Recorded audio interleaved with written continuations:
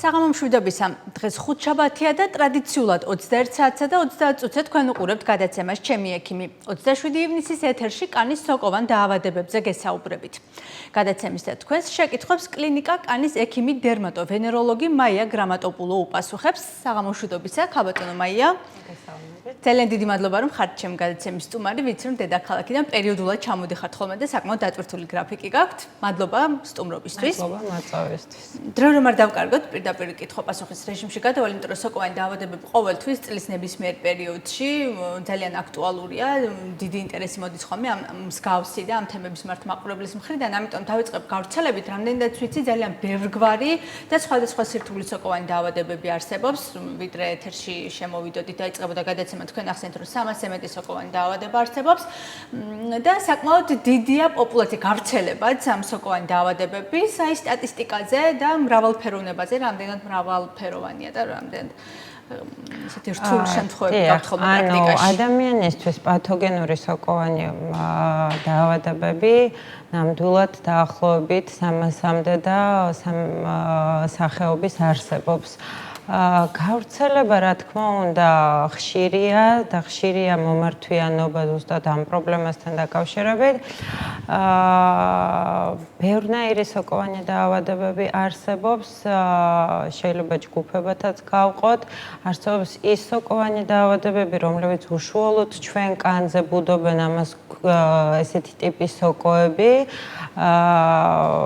და ამათ პირობით პათოგენურ სოკოვან ფლორას ვეძახით და არსებობს ასევე სოკოვანი დაავადებები, რომელიც შეიძლება მცენარეებიდან, ნიადაგიდან, შესაძლებელია ცხოველებიდანაც კი ადამიანს გადაედოს.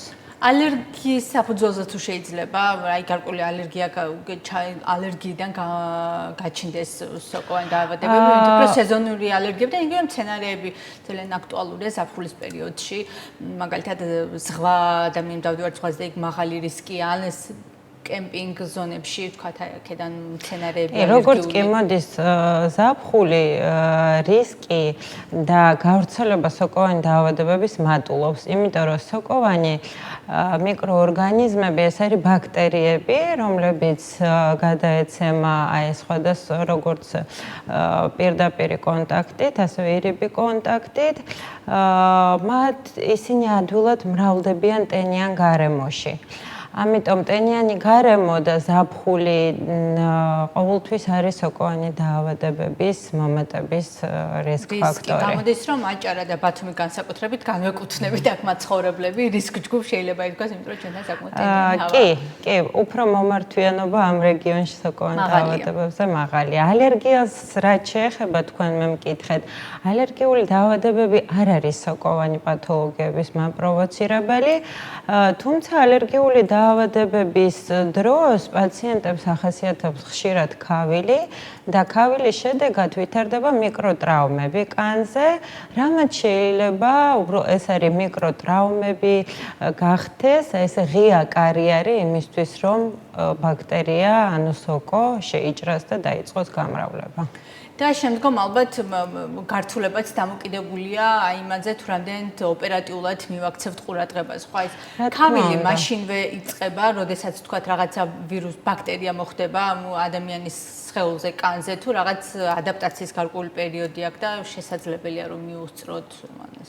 ეს დამოკიდებულია სოკოს ტიპზე, იმიტომ რომ არსებობს სოკოვანი პათოლოგიები, რომლებიც ქავილის გარეშე მიმდინარეობს. მაგალითად, ესეთი არის სხვადასხვაფერი პიტერიაზი, ამ დროს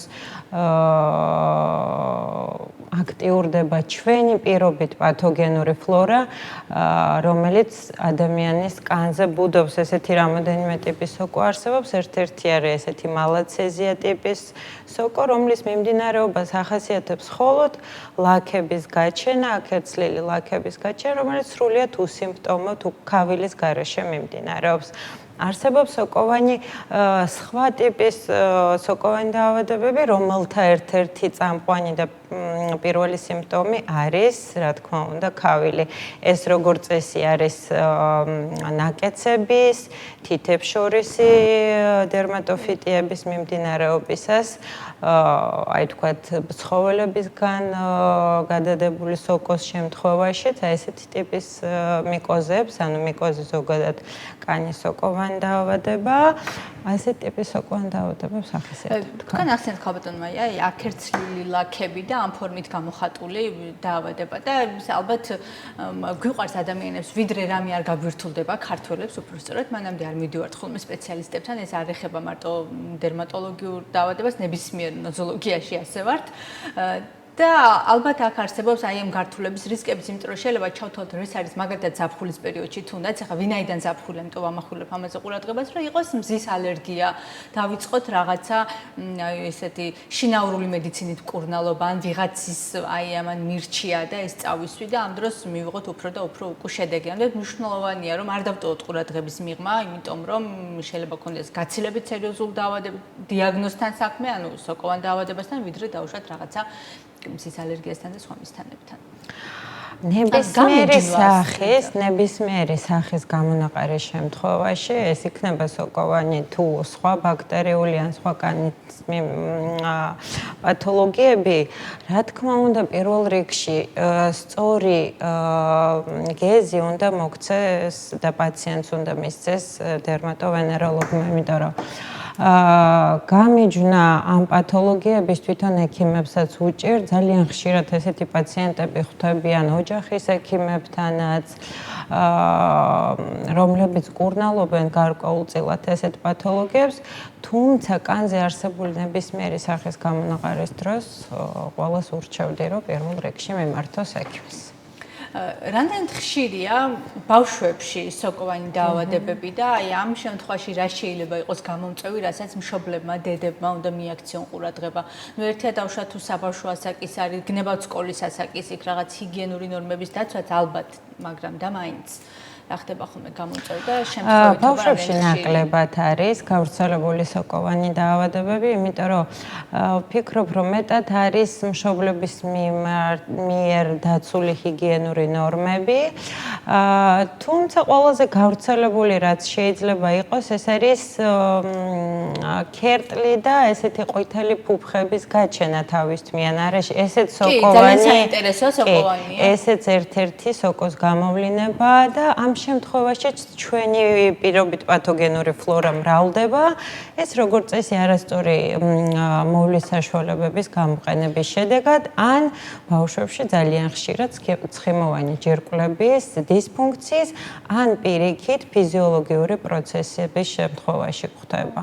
ანუ გამოიწვია აი თავის დაბანის შამპუნებით, მათ შორის უნდა შევარჩიოთ დიდი სიფრთხილით, იმიტომ რომ იქნეს არიდებული თავიდან და აქ ვეკითხავთ ვინაიდან დიახ გამომწვევებზე მივედით.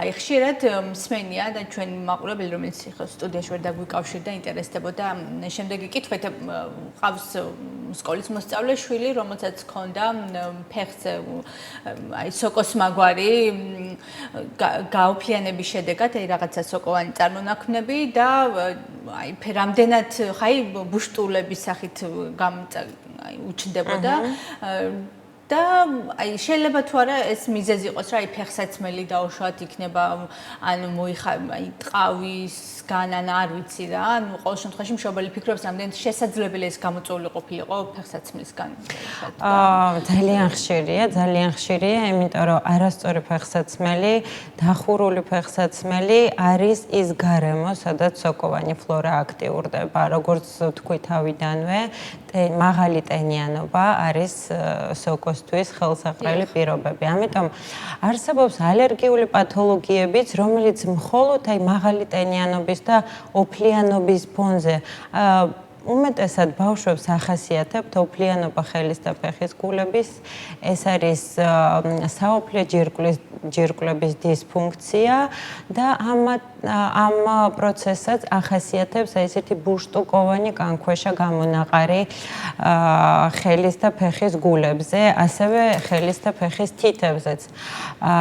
როგორც წესი, თუ ეს პროცესი დროულად არ იქნება ყურადღება არ იქნება მიქცეული, შესაძლებელია მეორადად უკვე გააქტიურდეს სოკოვანი, იმიტომ რომ როგორც წესი ბავშვებში ესე ხდება, დამოუკიდებლად სოკოვანი დაავადებები იშვიათად. თუმცა ხოლმე მშობლებს აი ფიქრობენ, რომ აი ეს ხელის გულებზე თქვათ რაღაცა ის გარკვეული ნახეთქები თუ აკერცვა და ასე შემდეგ შეიძლება იყოს აი კალცის ნაკლები შემადგენლობის ორგანიზმში, აი დაუკითხავად თვითნებურად იღებენ გადაწყვეტილებას და ალევინებენ კალცს ამ ბავშვებს და არის რაღაცა ესეთი უკუშედეგი. კი, ამ შემთხვევაში ჯობია თუ რამე გვაქვს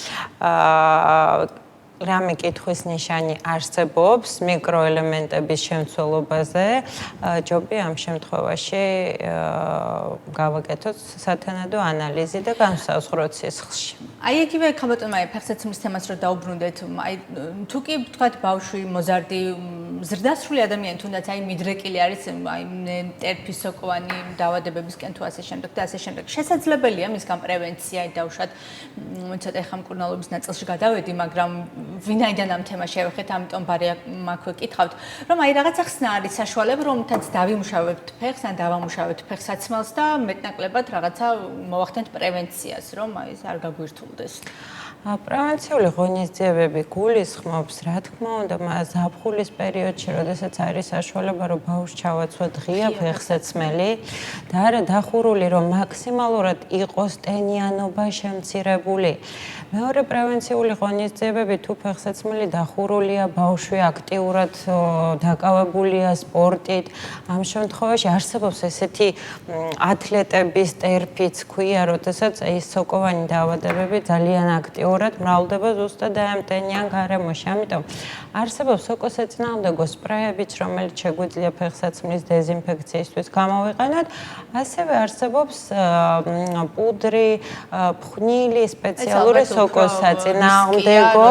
დავუშვათ ყავის შემცველი ფეხსაცმელებს. ხო, რა თქმა უნდა, ფეხსაცმელი ჯობია სუნთქავდეს, არსებობს ეს ესეთი ფეხსაცმელი, რომ მაქსიმალურად იყოს დაცული სიმშრალე. მაყურებელი გველოდება ხაბატონ მაია და გავაგრძელებთ აუცილებლად საუბარს საღამომშვიდობისა, თქვენ პირდაპირ ეთერში ხართ, გისმენთ.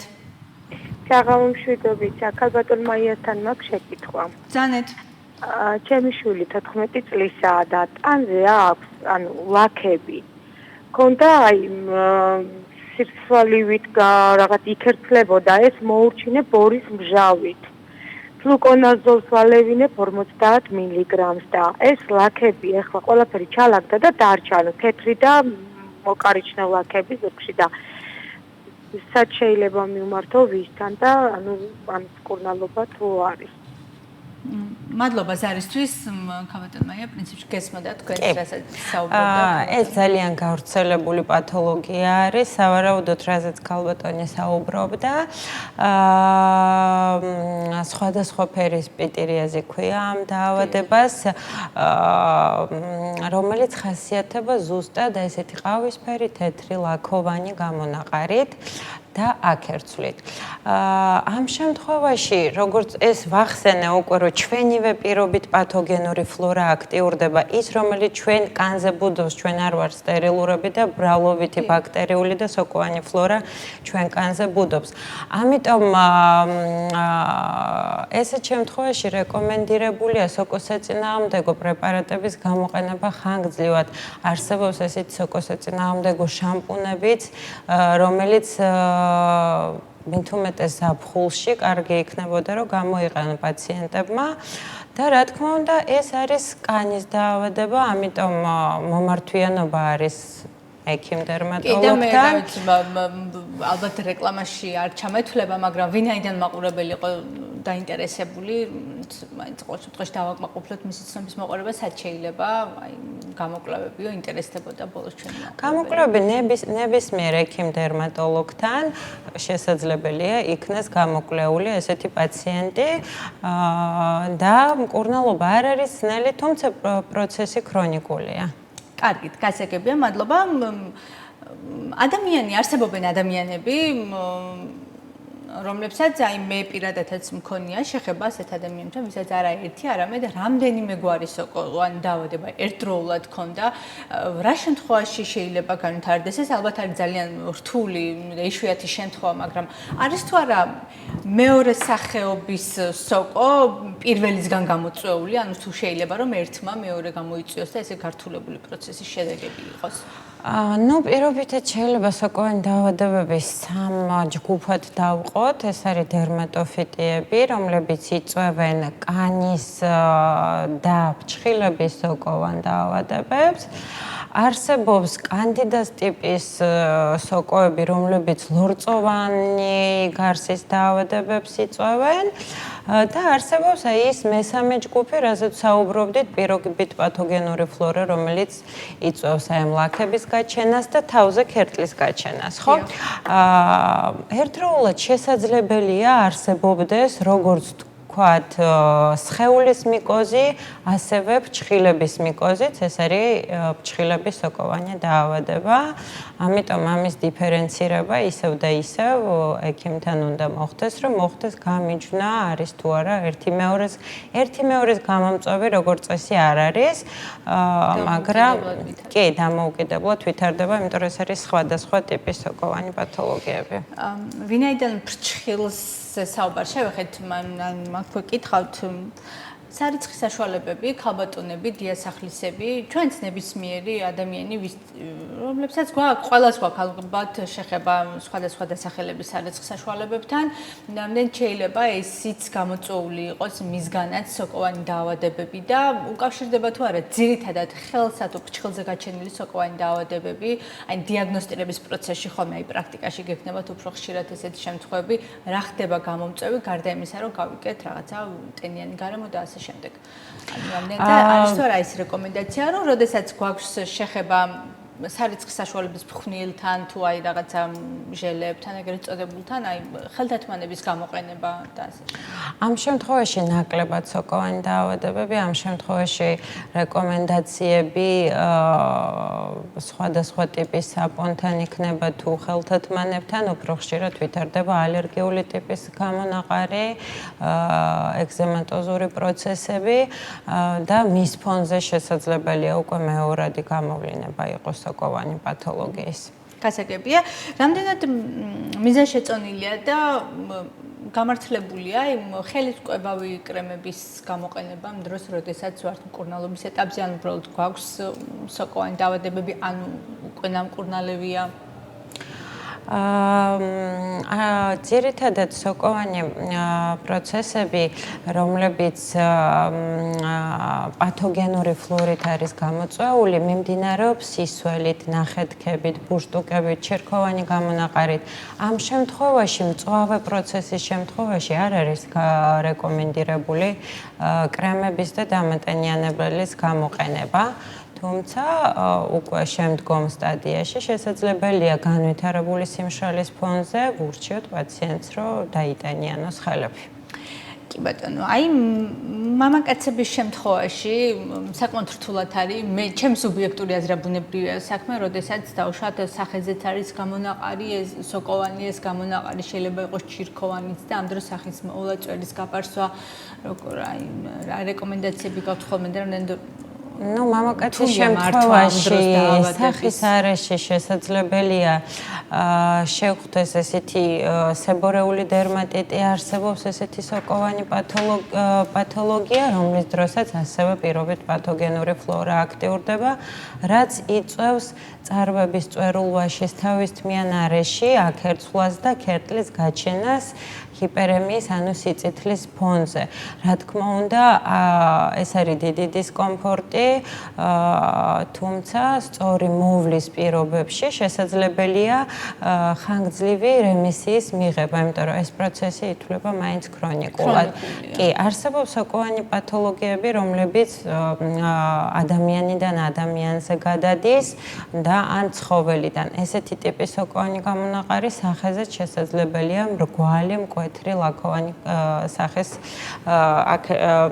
გამონაყარით ხასიათდებოდეს და და გავრცელება ერთნაირია, თუმცა ის სებორეულ დერმატიტზე რო საუბრობდი თავიდან, მამაკაცებში რა თქმა უნდა უფრო ხშირად ხდება, იმიტომ რომ ამ შემთხვევაში ტენიანობა არა, ამ შემთხვევაში ცხიმიანობაა და იქ სადაც ბევრია ცხიმოვანი ჯირკვლები, ეს არის სახე თავისთვიანი არა, იქ აქტიურდება ეს სოკოვანი ფლორა.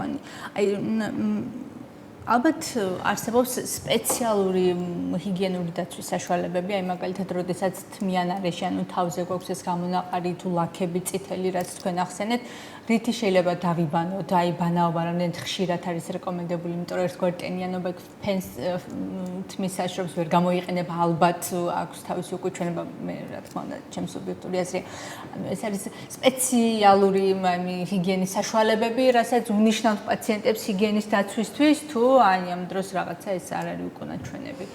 ამ შემთხვევაში დაბანის რეჟიმი არის ჩვეულებრივი, შეზღუდვა არ არსებობს. ერთი რეკომენდაცია იქნება, რომ ბანაობის შემდგომ კარგად იქნას შემშრალებული ნაკეცების არე და ძირითადად ის არე, სადაც შეიძლება სოკოვანი ფლორა გააქტიურდეს და ნებისმიერი სახის სოკოვანი პროცესის დროს ეს იქნება თავისთმიან არეში, სახეზე, გულმკერდზე, ზურგზე, ნაკეცებში თუ ფეხის თითებს შორის რეკომენდირებულია სოკოს საწინააღმდეგო შამპუნების გამოყენება. რა თქმა უნდა, თავიდან აქტიურად პირველი თვის განმავლობაში შეიძლება კვირაში რამოდენიმეჯერაც კი იყოს, 2-3 კვირაში პაციენტები დაიტანენ ამ შამპუნს, გაიჩერებენ 3-5 წუთი ბანაობის დროს და მერე ჩამოიბანენ და ეს არის პროფილაქტიკა. მერე შემანარჩუნებლად პაციენტებს ვურჩევთ ხოლმე, რომ კვირაში ერთხელ მაინც ეს შამპუნები გამოიყენონ. გასაგებია და ყველაზე ხშირად, როდესაც ამ თემაზე ვსაუბრობ ხოლმე ადამიანებთან, ისმის ეს შეკითხვა, რა არის უფრო სწორი მართებული? უნდა ვიბანაოთ გრილი, ცივი თუ ცხელი წყლით, იმიტომ რომ აი მიიჩნევენ, რომ აი ცხელი წყალი უფრო აღიზიანებს, ისედაც დამწვარი და გაღიზიანებულია კანი და დაუშვათ უარესად გართულდება ეს გამონაყარი და ასე შემდეგ. თქვენ რას ეტყვით მაყურებელს, ანუ რა უფრო სწორია? რა თქმა უნდა, ნორმალური ტემპერატურა უნდა იყოს დაცული, ძალიან ცხელი წყალი არ არის არც კანისთვის და არც სოკოვანი პათოლოგიისთვის ნორმალური, თუმცა ეს ადამიანზეა დამოკიდებული, მთავარია მერე იქნას შემშრალებული და როდესაც წვავა პროცესია და ეს გამონაყარი აწუხებს პაციენტს თვითონაც იცავს ხოლმე ტემპერატურულ რეჟიმს იმისთან მიუხედავად წვას თუ ქავილს იწვევს აღნიშნული პათოლოგია. კი ბატონო, გადამდები დაავადება სოკო, აი კონტაქტი როგორ შეიძლება დავიცვათ თავი ადამიანისგან? აი, როდესაც ერთ ოჯახში ვართ, ერთ ოჯახის წევრები ვართ და არის რაღაცა დაავადებული ერთი ადამიანი, ამ დროს თავის არიდება, როგორ შეიძლება მოხდეს? უნდა იყოს დაცული ჰიგიენური ნორმები, ტენიანობის ხარისხი უნდა იყოს შემცირებული, იმიტომ რომ სოკოვანი პათოლოგიები, მაგალითად, როდესაც აი ტერფის სოკოზე არის საუბარი, ძირითადად ყველა სოკო გადამდებია, თუ ეს არ არის პირობით პათოგენური ფლორა. ამიტომ ამ შემთხვევაში, თუნდაც ეს რომ იყოს ფეხის თითებს შორისი ან ფრჩხილი სოკოვანი, სპორა სიარულის დროს ეს აქერცლილი უჯრედები ხანგრძლივი დროის განმავლობაში 1 წელიც კი სოკოსპორები შესაძლებელია იყვნენ აქტიური გადამდების ფაზაში. ამიტომ ადამიანებმა უნდა დაიცვან ჰიგიენური ნორმები იმ პიროვნებებში, ვისთანაც იმუნური სტატუსი მაღალია, ალბათობა გადადების, რა თქმა უნდა, სოკოვანი პათოლოგიების არის უფრო დაბალი. თუმცა თუ ოჯახის წევრს აქვს, მაქსიმალურად უნდა ვეცადოთ გავმიჯნოთ ჩვენი ნივთები და ყველამ გამოიყენოს ცალ-ცალკე და ოჯახის პირობებში არ ვიაროთ ფეხში შველა, ჩავიცვათ ფეხსაცმელი სახში და ეს რა თქმა უნდა შეამცირებს რისკს პათოლოგიის გავრცელების. კარგია თუ არა ზღვა სოკოსთვის, უფრო და უფრო ტერფი სოკოსთვის მათ შორის არის ასეთი რაღაცა, ანუ მითია თუ რეალობა დაახლოებით ის, რომ აი ზღვა კარგია სოკოსთვის. იმიტომ რომ აი მარილიანი წყალი ანადგურებს გვესმის რომ ტენი არ არის კარგი, მაგრამ ვინაიდან მარილიანია ზღვა? კი, ეს არის რეალურობა, რომ მარილიანი წყალი არის ბაქტერიოციდული, თუმცა სოკოვანი პათოლოგიების დროს ისევ და ისევ თუ თქვათ მივდივარ ზღვაზე აუცილებელი არის კარგად შევიმშრალოთ და შემდგომ გამოვიყენოთ სოკოსაწინააღმდეგო მალამოები იქნება ტაბლეტები თუ ის დანიშნულება რაც ექიმის მიერ ყველა შემთხვევაში თუ არსებობს ესეთი პათოლოგია გავიაროთ კონსულტაცია ექიმთან და ამის შემდგომ მოვახერხოთ კი ბატონო, ძალიან პოპულარულია და არა მხოლოდ დღეს ყოველთვის ცდილობს ადამიანი, ვისაც უყვარს ცურვა, რომ იაროს საცურავ აუზზე, მაშინ, როდესაც ზაფხულის სეზონი არ არის და მიმართავთ ხოლმე 1000 გვარ საშუალებებს, ხო? თუნდაც იმისთვის, რომ ვიყოთ უფრო ჯანსაღები. აი ამ დროს საცურავ აუზზე მესმის, რომ იქ რაღაცა ხდება ქლორის გაშვება, გარკვეულწილად დამუშავება, მაგრამ რისკები არსებობს მაინც ძალიან მაღალი. აი ამ ნაწილში რამდენად მაღალია პრინციპში ალბათობა იმის, რომ დავინფიცირდეთ ამ სოკოს ბაქტერიით და შემდგომ აი პრევენციაზე რა შეიძლება რომ ითქვას? აი სწორად ახსენეთ, ყველაზე მეტად შესაძლებელია ზუსტად ფიტნეს კლუბებში, აუზებში, მშრალ საუნებში, სველ საუნებში მოხდეს სოკოვანი ფლორით დაავადება. აი დამუშავება რითი შეიძლება დამუშავება? მესმის რომ საკმაოდ ძვირადღირებულია, მაგრამ იგივე სპორტული დარბაზები იგივე საუნები და ასე შემდეგ, სილამაზის სალონები, ხო, ყველაზე დიდი რისკი არსებობს და რამე შესაძლებელია თუ არა ისე დამუშავება, რომ სოკოს ბაქტერია მაქსიმალურად აი განადგურდეს. ამ შემთხვევაში ჩვენ თვითონ უნდა დავიცვათ ჰიგიენის ნორმები, იმიტომ რომ ყველგან სადაც მივდივართ, რა თქმა უნდა, ყველაც ალხმად ეძახის, რომ დარბაზი დამუშავებულია, თუმცა ამის დაცვა ძალიან ძნელია, როდესაც ამდენი ადამიანი მოძრაობს. ამ შემთხვევაში თვითონ ადამიანმა უმჯობესია თავისი ნივთი არ ტაროს, ეს იქნება პირსახოცი, ეს იქნება ფეხსაცმელი და არიაროს ფეხში შველა. და ალბათ ერთჯერადი ნივთების გამოყენებაც არის საკმაოდ ისეთი ოქროს სტანდარტი. მაყურებელი გვიკავშირდებოდა, რომელიც სტუდიაში ვერ დარეკა, აი ფეხის სოკოს დროსო აქტიურად ვიყენებო მეთილენის ლურჯს თუ სწორად გავიგე შეკითხვა. აი რამდენად კარგი საშუალებაა უწევთ თუ არა სპეციალისტები, დერმატოვენეროლოგები რეკომენდაციას. და ესე აი ოფიციალურად დიაგნოზის თუ ექიმის რეკომენდაციის გარშე თვითნებურად რამდენად მიზანშეწონილია მისი გამოყენება. ეს არის ერთ-ერთი საღებავი მეთილენის ლურჯი, როგორიც არის ბრილიანტის მწვანე, უფერო კასტელანი და მსგავსი ტიპის საღებავი, რომელსაც ახასიათებთ ბაქტერიოციდული მოქმედებაც და ამასთან ერთად ასე ვთქვათ, აშრობს აი ამ სისველეს, რომელიც არსებობს სოკოვანი პათოლოგიების დროს.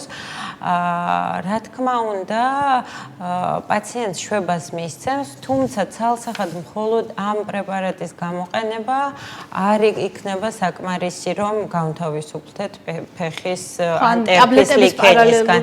რა თქმა უნდა, ტაბლეტები და სოკოსაწინააღმდეგო მალამოებიც უნდა იყოს ამ შემთხვევაში გამოყენებული, რომ პაციენტი გამოჯანმრთელდეს. კი ბატონო, ან თუ რა სამკურნალო საშუალებები არსებობს და როგორია დღეს რა საშუალებას გაძლევთ თანამედროვე მედიცინა თუ მედიკამენტები და ასე შემდეგ ჩვენ გადაცემის მეორე ნაწილში გავაგრძელებთ ხალბატონ მაია საუბარს, ახლა შევისვენებთ რამდენიმე წუთით.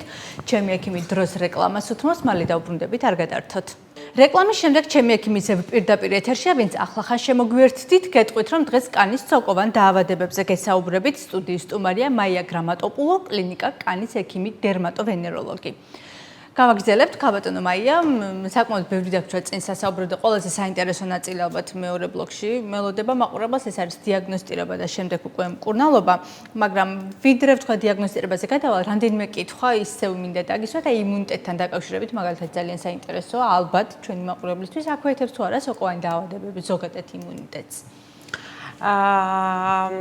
როგორც წესი, სოკოვანი დაავადებები უკვე დაქვეითებულ იმუნურ სტატუსის ფონზე იწყებენ აქტივაციას. ეს არის ყველაზე ხშირი შემთხვევები, რომ ადგილობრივ კანის იმუნურ სისტემას, რა თქმა უნდა, სოკოვანი დაავადებები აქვეითებენ, თუმცა კანს ბევრი დამცველობითი ფუნქცია გააჩნია და მისი იმუნური სტატუსიც თუ არ არის დაბალი, ამ შემთხვევაში თვითონ ორგანიზმიც ერევა სოკოვან დაავადებას.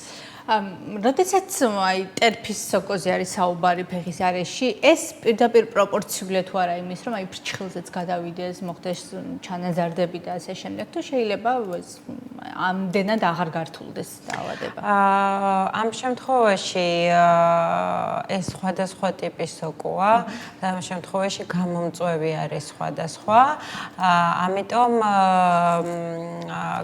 ანუ თუ ადამიანი დაავადებულია კანის მიკოზით ან ტერფის მიკოზით, ამ შემთხვევაში მის ალბათობა რომ განვითარდეს ონიხო მიკოზი, ანუ ფრჩხილის სოკოვანი პათოლოგია არ არის. არ არის. კი ბატონო, ზოგადად რა გართულებებით ხასიათდება ხოლმე სოკოვანი დაავადებები, რა ყველაზე რთული შედეგი რა შეიძლება დაუდგეს პაციენტს, ეს მკურნალობის თუ დაგვიანებული მკურნალობის შემთხვევაში, ანუ ხო არის რომ შეიძლება ადამიანმა დროულად მოგმართა, მაგრამ მაინც ინდივიდუალურია, ხო, რაღაცა პროცესები შეიძლება უკუღან. რა თქმა უნდა, პროცესი არის გავრცელებადი, ამიტომ შესაძლებელია იმან მოიცვას არა მხოლოდ ფეხის თითებს შორისი არე, მოიცვას ტერფები, მოიცვას სხვა ნაკეცების არე. ეს არის მაინც არსებობს ზედაპირული სოკოვანი პათოლოგიები და ღრმა სოკოვანი პათოლოგიები, რომლებიც ძალიან იშვიათად ხდება, თუმცა აი ეს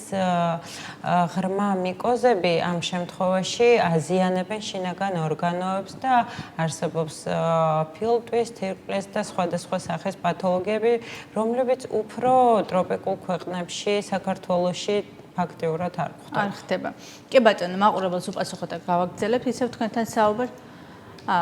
გაითიშა სამწუხაროდ იმედია განმეორებით დაგვიკავშირდება მაყურებელი. ძალიან ხშირად, როდესაც ადამიანები ვამჩნევთ რაღაცა რაიმე ტიპის გამონაყარს, მიმართავთ ხოლმე, ან მიმართავენ ხოლმე ეგრეთ წოდებული ბრილიანტის წყლის, მწვანე ბრილიანტის წყლის გამოყენებას ეს გამონაყარზე და აი რამდენად რეკომენდებულია, შეიძლება თუ არა ამისგან რაღაცა უკუშედეგი მივიღოთ, საპირისპირო. ჩვენ შეკითხვაც გქონდა პაციენტისგან მეთილენის ლურჯს ვიყენებ, ანალოგიური საღებავი არის ბრილიანტის მწვანეც და მას აქვს ანტიბაქტერიული მოქმედებაც, რა თქმა უნდა. აი ამ სისვლის ხარისხის შემცირება, თუმცა ეს არ არის სრული ალაგება და სრული, ანუ სწორი მკურნალობა, იმიტომ რომ ამ შემთხვევაში მას არ გააჩნია ანტიმიკოზური ფუნქცია. კი ბატონო, ხასიათება თუ არა სოკო, აი ახასიათებს თუ არა მას აი წყლულის ჩამოყალიბება, გარდაქმნა რაღაცა ამდენად რთულ არსებობს კი ისეთი ფორმები, რომლებიც ნახეთქებითაც მიმდინარეობს და ამ შემთხვევაში ვითარდება კანის ეროზიები, ეს არ არის წყლული, თუმცა ეს არის ზედაპირული ეროზიები და ის სისველი, რომელზეც ჩვენ საუბრობდით. ამიტომ აი ყველა ამ პრეპარატის გამოყენება, აი ზუსტად ამ შემთხვევაში ბრილიანტის მწვანე თუ იქნება მეთილენის ლილა, ამ შემთხვევაში აქვს გამშრობი ფუნქცია.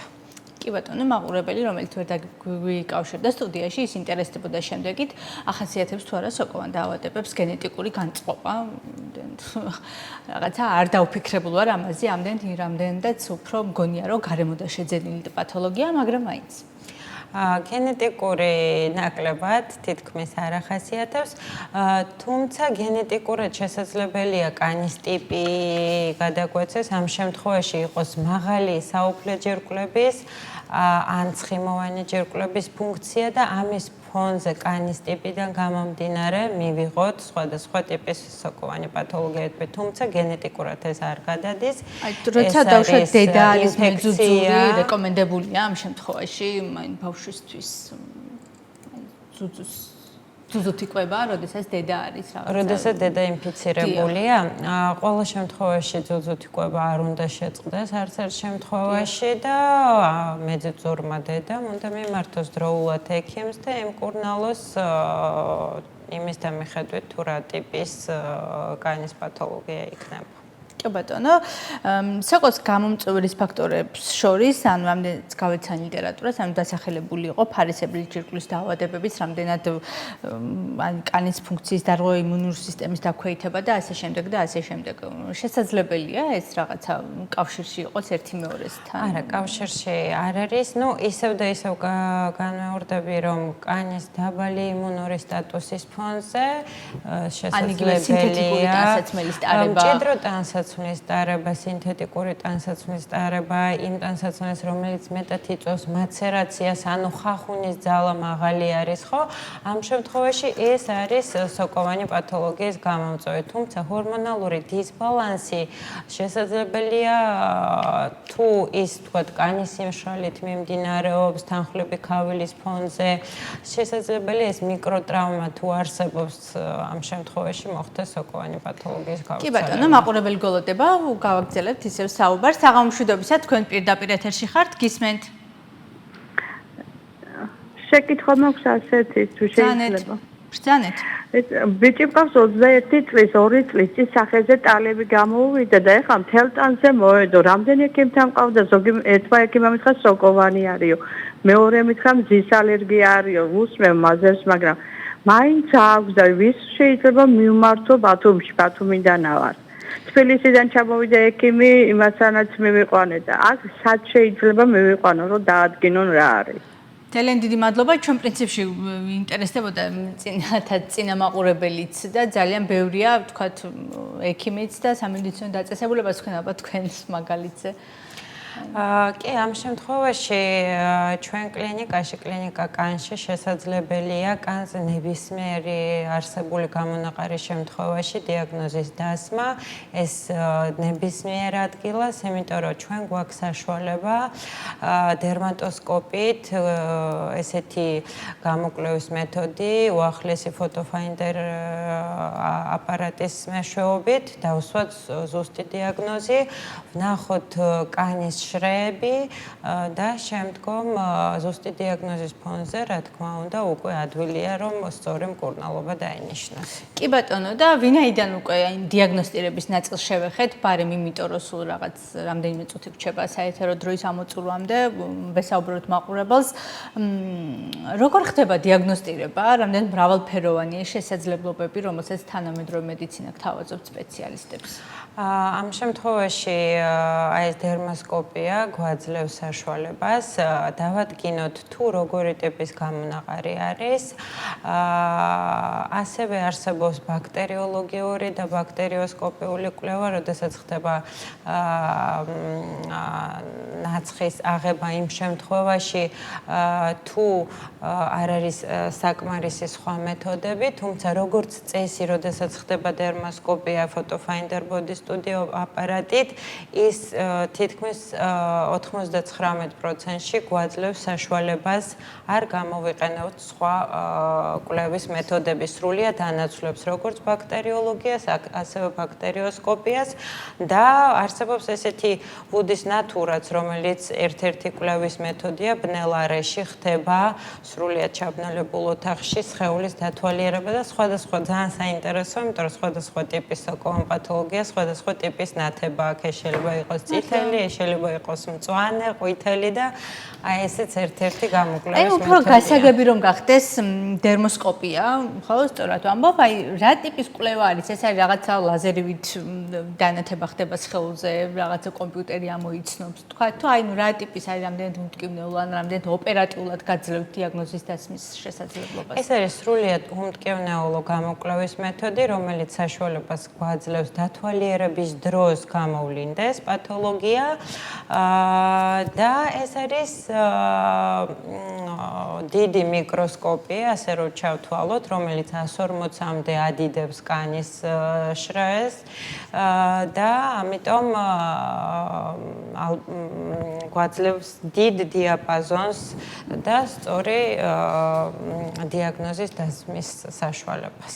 განსხვავებულია სადიაგნოსტიკო საშუალებები, როდესაც ეჭვი გაქვთ სხვადასხვა ფორმის თუ ტიპის სოკოზე, მაგალითად ობის სოკო ეგრეთ წოდებული სხვა დიაგნოზის სხვა ხერხს მიმართავთ, ანუ სხვა შემთხვევაში სხვას რაღაცის ერთი დეფინიცია, დიფერენცირებული. როგორც წესი დერმოსკოპია ყველა შემთხვევაში ხდება, თუ ეს არის კანზე გამოწვეული სოკოვანი პათოლოგია, შესაძლებელია განსხვავდება მეთოდი და დამატებითად შესაძლებელია ბაქტერიოლოგიაც გავაკეთოთ, ნაცხი ავიღოთ და ამ შემთხვევაში მოხდეს პრეპარატის გამოყენებით ანუ მიკროსკოპში სპორების, სოკოსპორების აღმოჩენა. თუ არის ლორწოვან პათოლოგიებზე საუბარი, ამ შემთხვევაშიც ნაცხიც არის ინფორმატიული ხშირ შემთხვევებში. კი ბატონო, რამ შეიძლება გართულოს დიაგნოსტირების პროცესი, თუ არსებობს რაღაც ხელშემშლელი გარემოება, რის გამოც განმეორებითი დერმოსკოპიის ჩატარება ხდება აუცილებელი, იგივე დამატებითი კვლევების ჩატარება, დაუშვათ მან დათესვა.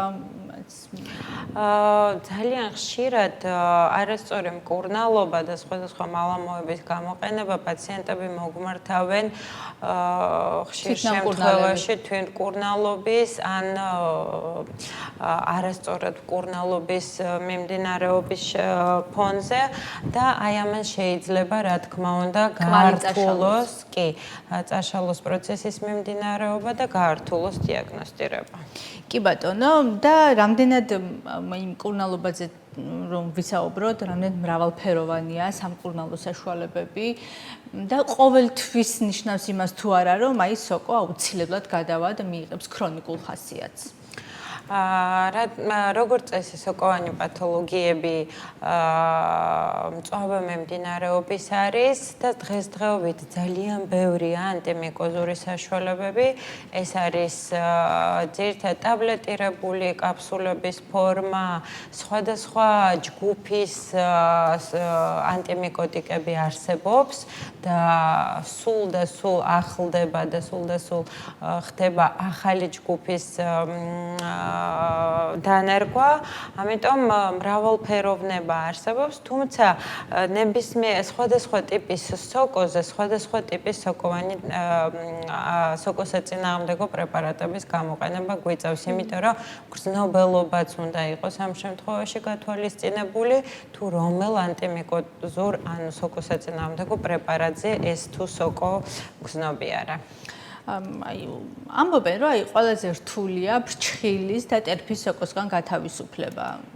ასეა თუ არა ეს რეალურად და რატომ ითვლება ასე თუ ითვლება რომ ტერფის სოკოვან პათოლოგიების შემთხვევაში, როდესაც ადამიანებს მაღალი აქვთ ოფლიანობის ხარისხი, ხო, ამ შემთხვევაში სოკოვანი ფლორა შესაძლებელია კვლავ გააქტიურდეს. რაც შეეხება ფრჩხილებს, ნორმალური ფრჩხილის ზრდის პროცესი მოიცავს 3-დან 6 თვემდე. ამიტომ, როდესაც ფრჩხილი დაზიანებულია, აუცილებელია მათი დამუშავება, სოკოსაწინააღმდეგო მალამოების თუ ტაბლეტების გამოყენება, რა თქმა უნდა, ექიმის მეთვალყურეობის ქვეშ. ამიტომ არის ეს პროცესი დროში გაწელილი და მოითხოვს ყურადღებას, ჰიგიენური ნორმების დაცვას და იმის დაცვას, თუ რა არჩევებს მისცემს პაციენტს. თუ რომელ მედიკამენტს შეარჩევთ სამკურნალოდ, დამოკიდებულია თუ არა აი სოკოს ლოკალიზაციაზეც იქნება ეს დაფარული ანუ თმიან არეში, სახეზე, ხელებზე, დანარჩენ სხეულზე თუ ასე შემდეგ, ანუ კი, თქვათ თუ სოკოვანი პათოლოგია ვითარდება თმით დაფარულ არაებში, რა თქმა უნდა, უმჯობესია იყოს გამოყენებული კრემი, სპრეი, იმიტომ რომ საუფლე ჯირკვლების და ცხიმოვანი ჯირკვლების ხელმისაწვდომლების ფუნქცია უფრო მაღალია, უფრო მაღალია ტენიანობა. სხვა ადგილებში მალომოების გამოყენება შესაძლებელია და ასევე დამოკიდებულია სოკოს ტიპზე. აქედან ვირჩევთ ჩვენ პრეპარატებს.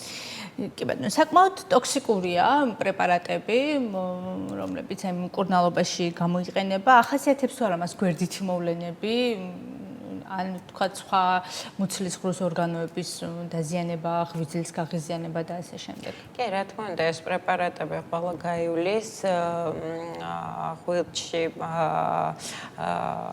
ბარიერებს, ამიტომ ისინი ძალიან ჰეპატოტოქსიურები არიან, ამიტომ ყოველთვის ვცდილობთ თუ არ არის აუცილებლობა და გვაძლევს ადგილობრივ მკურნალობა საშუალებას მივმართოთ ადგილობრივ მკურნალობას, თუმცა არსებობს ის სოკოვანი ფლორა, რომელიც შინაგანი მკურნალობის გარეშე შესაძლებელია ხრონიზაცია განიცადოს, ანუ მწვავე პროცესიდან გადავიდეს ქრონიკულში და ამ შემთხვევაში დროული დიაგნოსტირება და დროული შინაგანი მკურნალობა არის მნიშვნელოვანი. ზოგადად კანის სოკო შეიძლება შინაგან ორგანოებზე გადავიდეს? აი ზუსტად ეს ღრმა სოკოებზე არის საუბარი, ღრმა ტიპის მიკოზებზე, რომლებიც საქართველოში როგორც წესი არ ხვდება ხოლმე. კი ბატონო, ლაქები სოკოვანი ლაქების სახით რაც არის სოკო ხო, აი სიწითლები და ასე შემდეგ, მკურნალობის დამთავრებისთანავე ქრება ზოგადად თუ რაღაც პერიოდი ჭირდება შემდგომ იმის ალაგებას, იმიტომ რომ პაციენტებს აი ზედმეტი არ მოუვიდეს იგივე მალამოების გამოყენება, რაღაცა სხვა უფრო უკუშედეგი არ მიიღოს და ასე შემდეგ. მკურნალობის შემდგომ ანთების ფონზე შესაძლებელია განვითარდეს ყავისფერი ლაქის გაჩენა, ამას ქვია ანთების შემდგომი ჰიპერპიგმენტაცია. თუ ეს პროცესი ანთებითი ხასიათის არის, ჩვენ მაყურებელი დაგვეკავშირდა აი ლაქები აქ ჩემშულს და იყო მუქი და გახდა თეთრი. ესეთი ტიპის სოკოვანი დაავადებაც არსებობს, რომელიც ძირითადად ზედატანის არეში ვითარდება და ისევ ჩვენივე პირობით პათოგენური ფლორა აქტიურდება. აი ესეთი პროცესის შემდგომ შესაძლებელია დარჩეს მკურნალობის შემდგომ თეთრი ლაქები, რომელიც რუჯის მიღების შემდგომ შესაძლებელია სრულიად ალაგდეს. თვითონ აი როდესაც დაავადება გვაქვს, აი ამ დროს ამდენ რეკომენდებულია რუჯის მიღება, ანუ სეზონია ძალიან აქტუალურია ბათუმში წლის ამ პერიოდში ეს თემა და ამიტომ ესე ძალიან ვინტერესდები ამ თემით.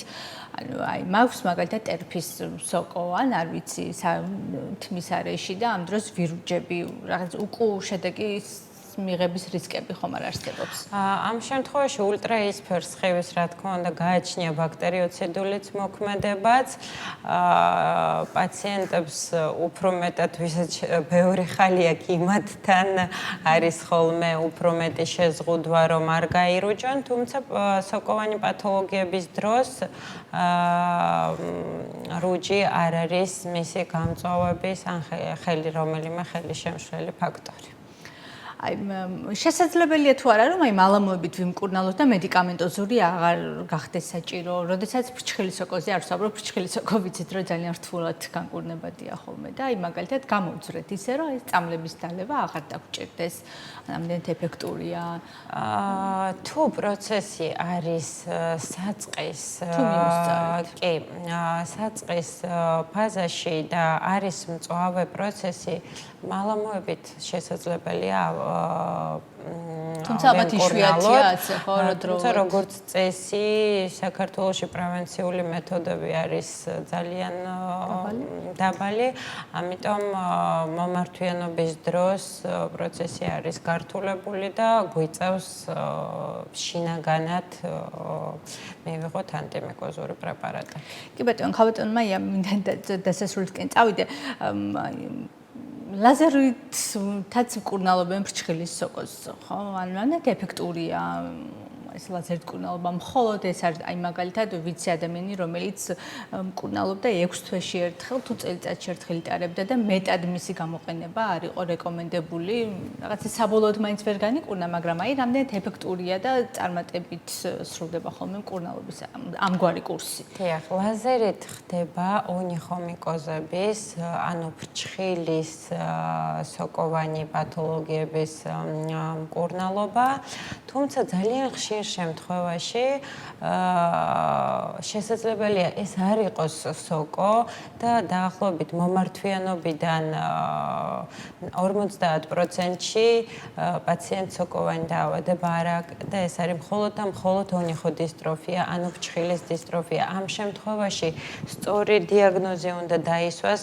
პაციენტები მიდიან იტარებენ ლაზეროთერაპიას უშედეგოდ, იმიტომ რომ ეს არის მხოლოდ და მხოლოდ დისტროფიული ცვლილებები ფრჩხილის და არა სოკოვანი პათოლოგიები, ამიტომ გამიჯნა ამ დროს არის თუ არა სოკოვანი ფლორა აუცილებელია. გასაგებია ბოლო მაყურებელს უპასუხოთ დღევანდელ ეთერში საღამო მშვიდობისა თქვენ პირდაპირ ეთერში ხართ გისმენთ? კი ბატონო. გისმენთ? სოკოვანი დაავადება მაქვს მთლიანად ფეხზე. დიახ.